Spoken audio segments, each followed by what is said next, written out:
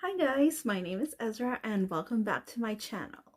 So, I know I've been quite active now, and I decided that since I already did the Booktube newbie tag, I decided to do the get to know the romance reader tag. Well, this tag was created by Bree Hill, and I will be linking the original tag in the description box below so that you can join in.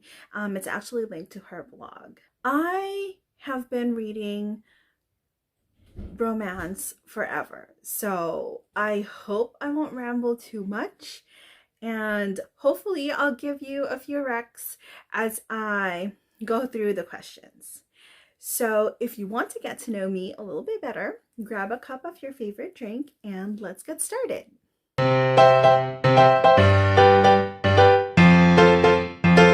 Now the first question is, what is your romance origin story?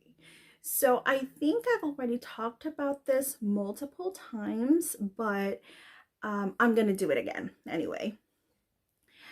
I actually grew up with my dad, so I did not have the usual I stole my mom's paperbacks or I stole my aunt's paperback story. So this was actually by accident. I went to a used bookstore and I discovered Harlequin historicals.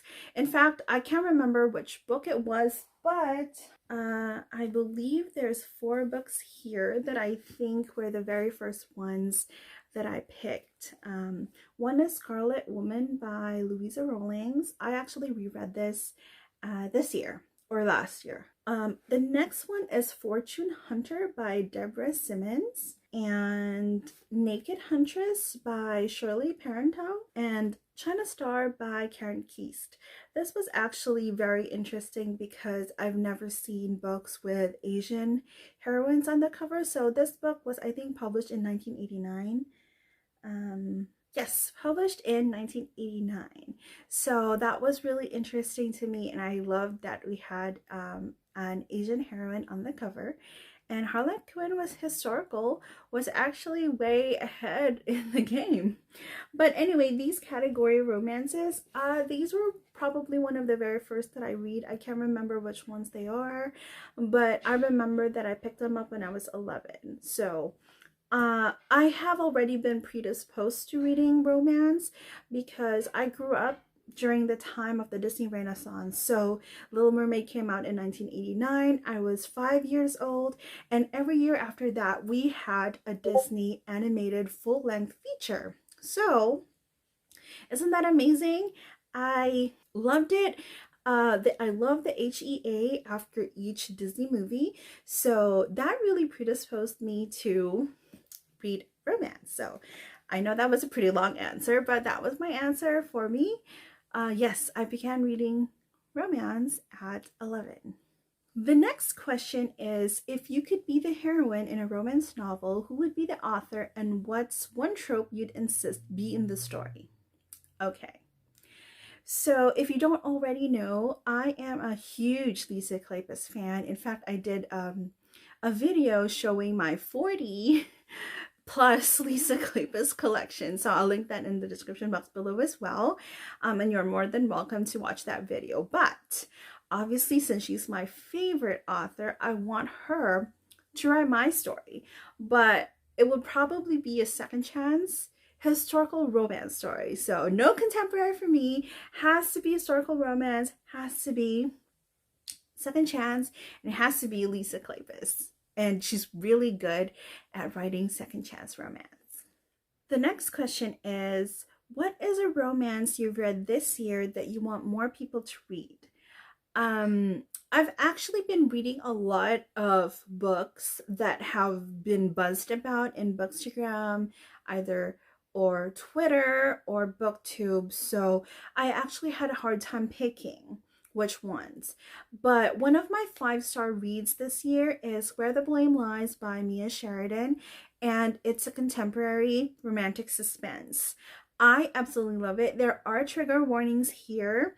So the plot of this story is the heroine gets kidnapped, and we actually get a full, well, it's a flashback, so it's not that it's not like a full-on description of how she was kidnapped, but it's a flashback because the actual story happens a few years later when there is a copycat killer, and one of the cops who was the one of the rescuers who saw her when she escaped is actually now a detective, and he believes that the killer is the same killer and he is out to kill her, to finish what he started. So this was very, very traumatic, very triggering. She does go through, we do see her being kidnapped. I believe she was kidnapped for over a year. And we do see a lot of those scenes in the book. So hey Momo. So we have Momo here. She'll probably hop on, I think. So yes, Where the Blame Lies by Mia Sheridan. And it's actually the first book in a series, I think, or this might be a standalone in a series of books. But I know she has another book that's coming out that's also romantic suspense. So I'm excited to read more romantic suspense from her. So the next question is, what is your favorite romance subgenre? Well, my favorite romance subgenre is historical romance. It's the first genre that I read. It's the first romance genre that I read. And I really, really love the gowns. I think that was the one thing that drew me, and that's the one thing that drew me to pick up one of the Harley Quinn historicals. But anyway, historical romance in particular, really helped me through my angsty teenage years. So I'm really, really grateful for historical romance. It really took me to a different place. It took me to a fantasy world because it's kind of fantasy. But even though I haven't been reading a lot of historical romances in the last couple years or so, it is still one of my favorite genres. And in fact, this month, well, the month of October, I don't know when I'm going to post this, but in the month of October, I've been reading quite a few more historical romances than I've ever read in the last couple years. So definitely historical romance. So the next question is, what subgenre have you not read much from? So it would probably be two. So I'm gonna pick two. I know it's just that one, but I'm gonna pick two. So it's dark romance, and I've started reading dark romance a little bit more this year, and I'm quite enjoying it. And the other one is fantasy romance.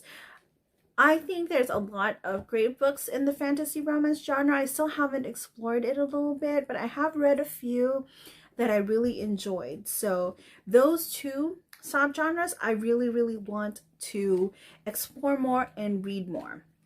The next question is, who is one of your autobi romance authors? So this is a tough question because obviously I have a lot.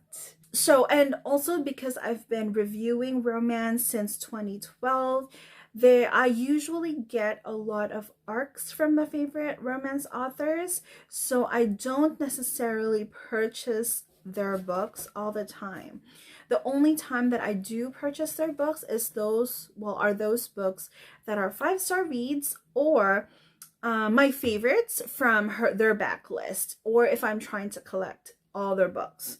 So I've only been doing that for one author, and that's Lisa Kleypas. And I can't really say Lisa Kleypas is an autobi author because when she started writing contemporary, I was not reading contemporary, so I kind of didn't buy her contemporary books. But definitely she's back to historical romance, and I think she has one coming out next year. So if I don't get an arc for that, I'm definitely buying that book. Since I'm collecting Lisa Kleypas anyway, I'm gonna buy her book. So she is one of my autobi authors that I can definitely tell you that she is an autobi. There are quite a few romance authors that I've read, but some of them used to be autobi authors and some of them have kind of fallen off the list. So that might be another video that I might talk about in the future. The next question is, how do you typically find romance recommendations? So this is tricky because I'm more of a mood reader, so I normally try to read books that I feel like reading. So yes, mood reader. But for recommendations right now, I mostly find recommendations in, well, on Instagram, a little bit on YouTube, but for the most part on Instagram, because I also love covers. So usually if a cover attracts my attention, then I read their blurb and see if I like it. For the most part, I've been liking the ones that I've been seeing on Bookstagram, and I've been following a lot of romance readers that have similar tastes to me, or books that, even though they're not my comfort genres that I normally read, they recommend books that at the end of the day I enjoy. So yes, I guess the answer to that question is Instagram. So the next question is, what is an upcoming romance release you're excited for? This is actually a pretty tough question, because since the pandemic started, I haven't really been keeping track of all the romance releases. In fact, this romance release that I'm hugely excited for released last month, and I did not know that it released last month. So that book is actually Crown of Darkness by Beck McMaster. It's a dark fantasy romance, and it's a Hades and Persephone trope. So I'm absolutely loving the Hades and Persephone trope. And this is book 2 in the series. So this is book 2 in the Dark Court Rising series, and it's basically it has a Hades and Persephone trope, but the main characters, well, the characters in this world are fae. So I'm really excited to read this. I read Promise of Darkness last year, and I gave it, actually, Promise of Darkness maybe earlier this year or late last year, and I gave it 4 stars. The romance did not happen. I mean, the HEA did not happen in book 1, so I'm so excited for it to continue in book 2. So I'm definitely going to be reading this book sometime in November or December. Next question is, what is one misconception about romance you would like to lay to rest? Where do I start? This is actually a tough question because there are a lot, but I think one of my main issues is that a lot of non-romance readers think that romance is 50 Shades of Grey. Now, I have my thoughts with 50 Shades of Grey. I'm not going to go into that right now, but I see that as a negative because they think 50 Shades of Grey is BDSM, mommy porn. So the romance genre is a billion-dollar business. It's one of the highest selling genres of romance. Trad pub and indie pub. A lot of readers go through romance books pretty quickly, as you can see. You know, a lot of readers read over 500 pages. I mean, not 500 books in a year. Anyway, I'm just saying that it's not all 50 Shades of Grey. It's not all BDSM. There's a lot of books, a lot of subgenres, a lot of heat levels, a lot of romances, inclusive, diverse romances that can fit anybody's likes. And plus, this romances are written by intelligent women. And I guess a lot of people just try to talk about romance as so formulaic because it always ends in an HEA. But let me tell you, if you're reading a cozy mystery, doesn't the mystery get solved in the end? What about a thriller? Don't they catch the villains in the end? Or, you know, the criminals in the end? Isn't that formulaic? Every single book is formulaic. There is a formula. They also follow tropes, right? So it's not just romance, but I don't understand why a lot of people think that romance is formulaic. So even though a romance ends in an HEA, it's the journey that matters. There are a ton of stories, a ton of realistic stories that can ultimately lead to an HEA, you know. And I know a lot of people think that romance is not true, not realistic. Hello, it is realistic. I mean, even though you have vampires and shifters and fairies, the romance is still realistic. But I'm just going to say that romance is not just 50 Shades of Grey. and I know I rambled too much about it because I have thoughts about it, and I've been one of those readers who used to hide that they read romance, especially when I was quite young. I would hide it. I would actually hide one of these books in a textbook and pretend that I'm reading a textbook. Well, in fact, I'm reading a book, right? So, yes, I went through the usual shame of hiding that I read romance. Not anymore. I haven't been doing that in the last 10 years.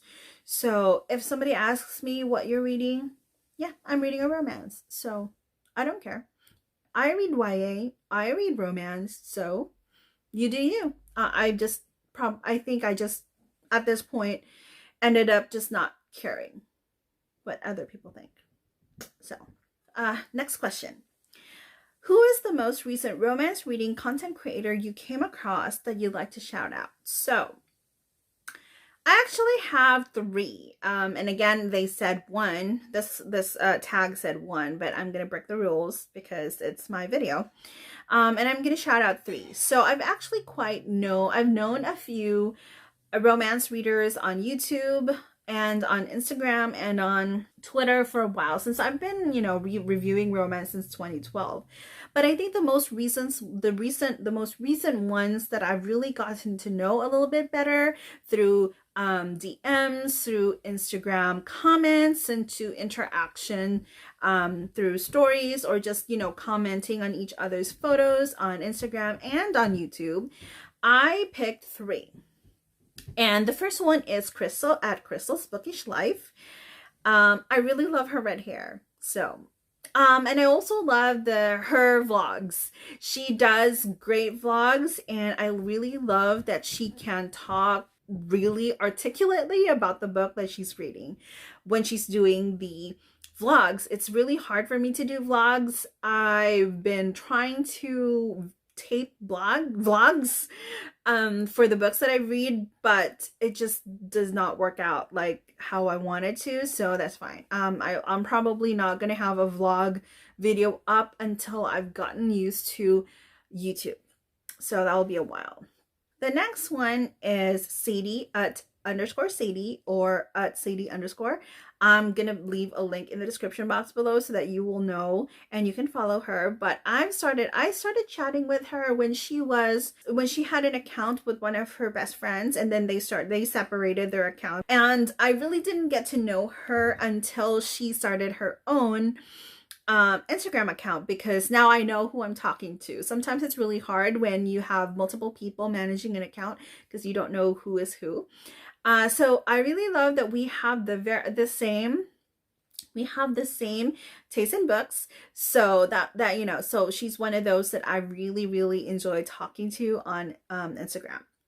The next one is also another Instagram new discover. I believe we've been chatting for a couple months already, or 3 months, maybe start of the pandemic. I can't remember. It's been a while. It feels like it's been a while. But her name is Gigi, and she is at Giga Reads Romance. I love her.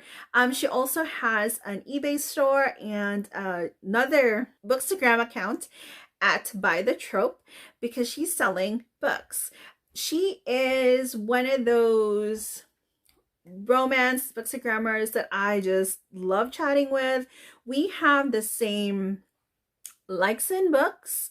We've actually read a lot of the older historical romances, so it's been nice chatting with her. Plus, I love chatting with her about the stepbacks and the historical romance covers, because those are just perfect and they're pretty, and I want all the stepbacks. But definitely follow all these 3 ladies. They're amazing.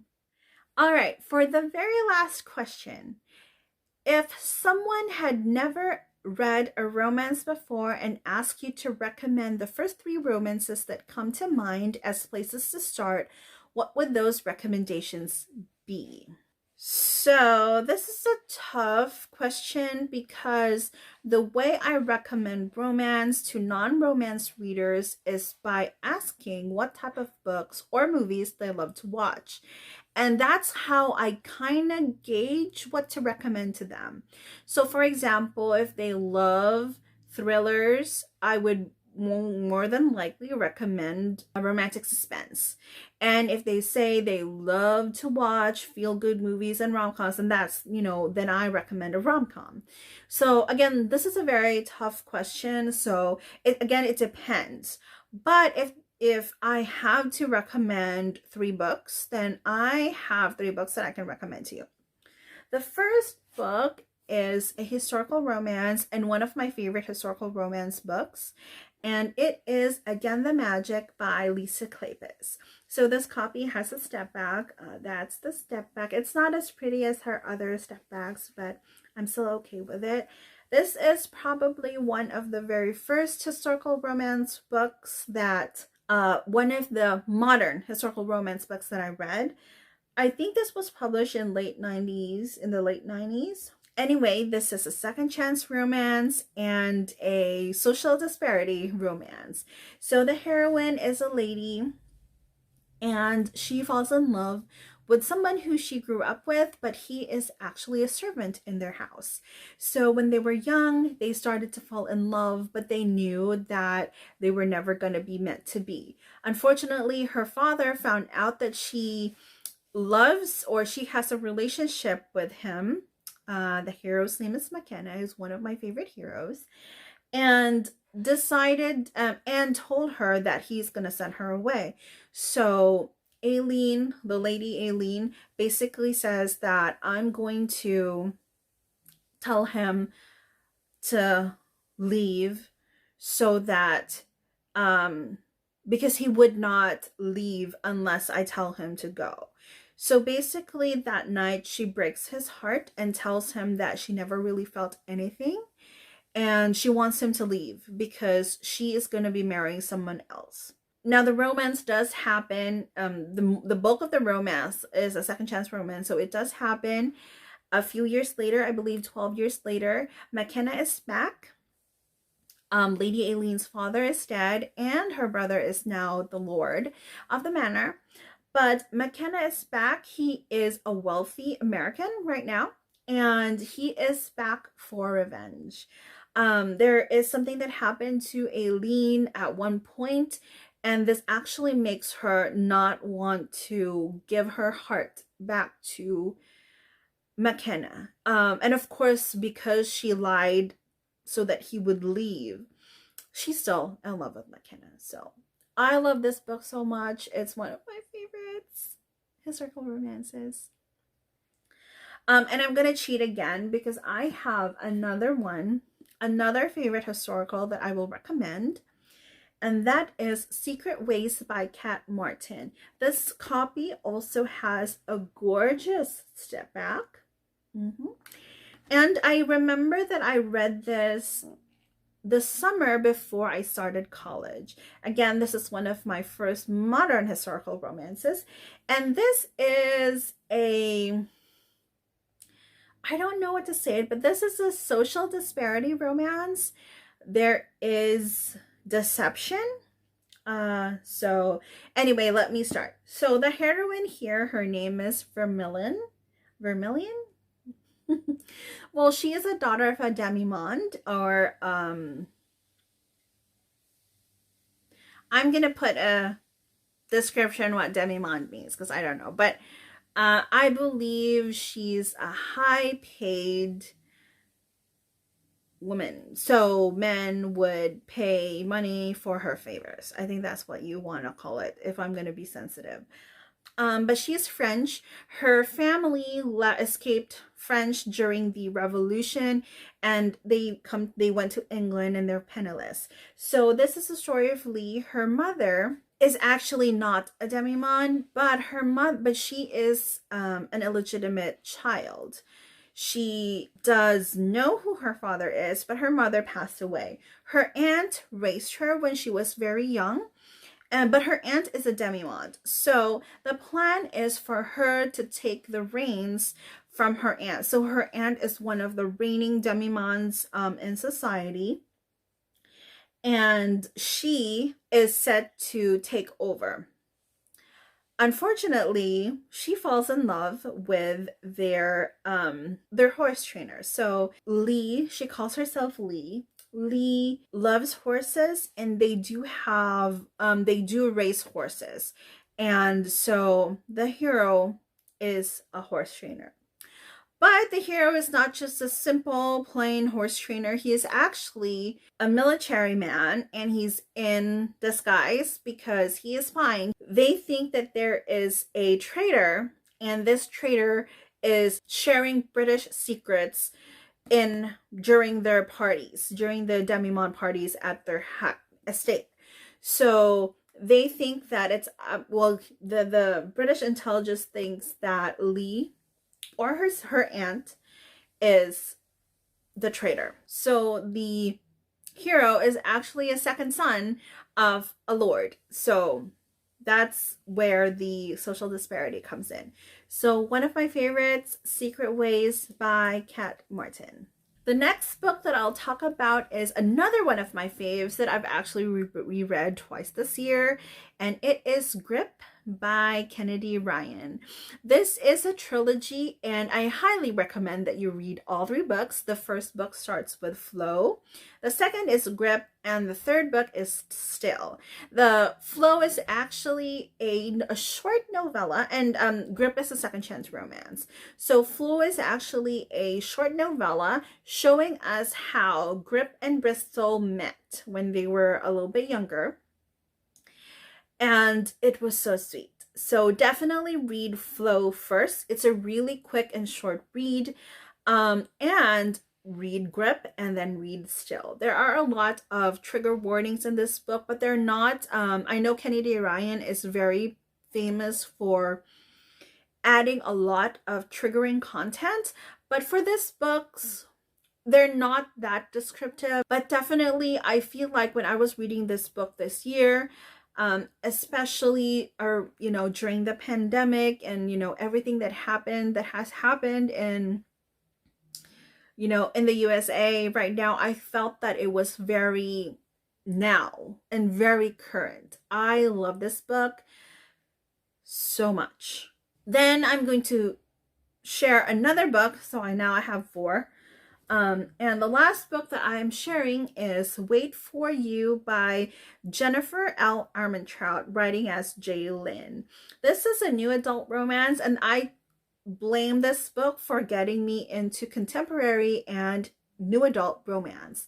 This is a very, very sweet, slow burn romance, and I absolutely love it. Cam and Avery are an amazing couple. Cam is an amazing hero. So this is also a book that has trigger warnings. There is rape. I believe there is a slight description of it, but it's not as descriptive, and it's actually told in either in a flashback type or when Avery is talking to Cam later on in the book. But I really love this book so much. It's so emotional. I think I need to reread it, but I reread this book I think 3 or 4 times, and I first read this 3 years ago. So one of my favorite new adult, Wait for You by Jennifer L. Armentrout.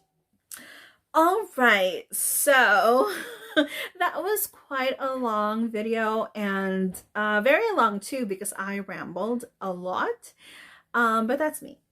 Anyway, if you've made it this far in the video, thank you so much for watching, and please don't forget to like and subscribe to my channel, and I'll see you in another video.